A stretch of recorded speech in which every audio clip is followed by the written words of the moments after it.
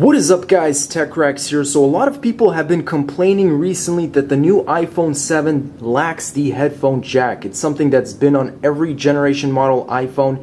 It's not there anymore. You got to use an adapter or you got to wait until the $159 wireless earpods that you might drop and somebody's going to step on. So I found a perfect solution to this problem, guys. It's a very simple tutorial. Just follow along, guys. I don't even have to talk here. So now if it starts doing this, guys, this is perfectly normal. This means you're on your way to getting a brand new headphone jack.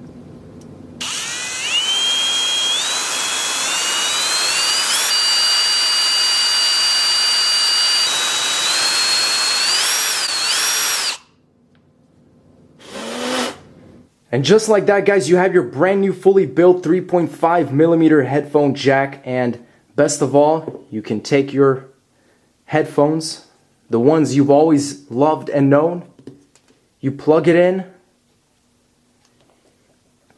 turn on the iPhone, you swipe, you play your favorite song, and you enjoy the music.